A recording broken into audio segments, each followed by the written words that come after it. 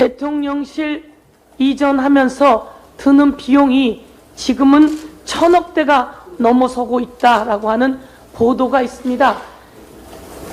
이거 대통령 이렇게 해도 되는 겁니까? 제가 오늘 이거 한 번 더 들겠습니다.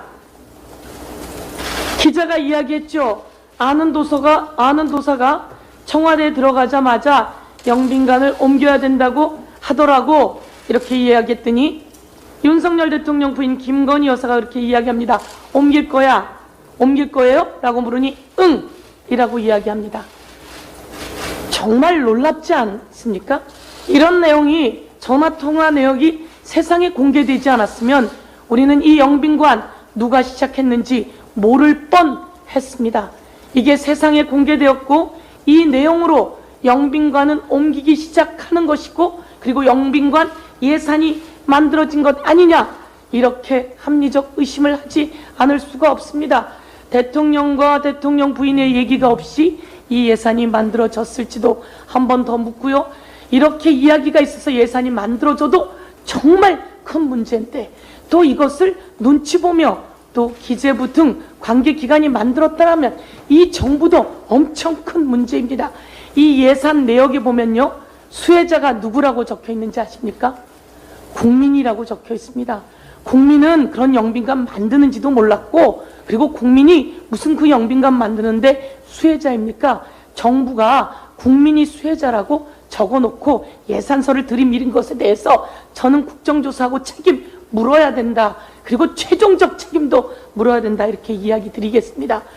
이렇게 자기는 수천만 원짜리 목걸이 차고 영빈관 새로 만들어서 고열 짜고 그러면서 윤석열 정부의 비정한 예산 세 번째 제가 공개하도록 하겠습니다. 윤석열 정부에서 군 장병 위해서 한다고 군인들 앞에 가서 웃고 이야기하던 윤석열 대통령. 그런데 그 예산 중에 보면 이런 내용이 있습니다.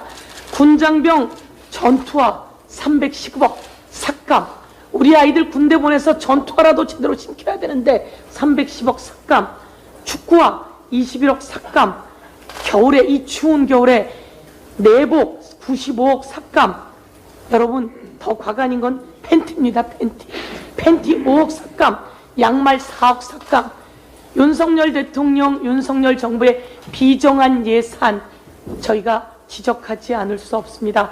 이런 서민 예산 모두 다 살려내는 이번 예산 정기국회 만들어 나가겠다 이렇게 보고 드리겠습니다. 이상입니다. 네, 마지막으로 이재명 당대표의 모두 발언 있겠습니다. 제가 서영교 최고위원님 그 예산 분석 내용을 지금 옆에서 보니까 제가 봐도 황당하고 한심하고 네. 기가 차네요. 속상합니다 정말. 그냥 그럴 것 같아요. 네. 네.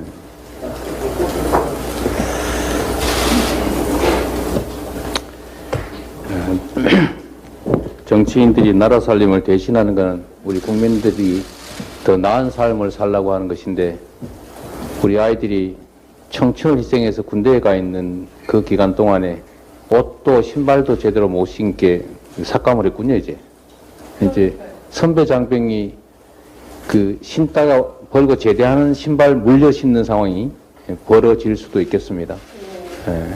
근데 전투와 저런 거를 필요해서 예산을 편성했을 텐데 삭감을 하면 지급을 안 한다는 뜻인데 그러면 어떻게 되는 겁니까? 진짜로? 이런 예산을 삭감하는 이유는 뭘까요? 제가 보기에는 이런 예산을 삭감하면 어디 다른데 갑자기 필요한 예산들이 있어서 곳곳에 예산들을 찾아서 삭감하는 건 아닐까. 그런 것 혹시 같습니다. 이런 예산 네. 삭감해서 영빈관에 넣지는 네. 않았을 거다 생각하는데 의심하지 않을 수가 없습니다. 그래서 그 사실 이제 이런 뭐 310억, 21억, 팬티 5억 이런 거 삭감할 필요 없이 아주 간단한 해결 방법이 있습니다. 지금 현재 정부가 낸 예산안 내역 중에 보면 초부자 감세 13조 원 하겠다는 거 아닙니까?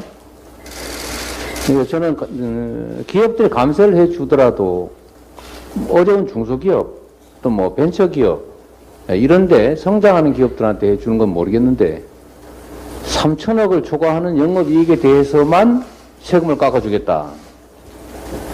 이거 전혀 납득하기 어렵습니다.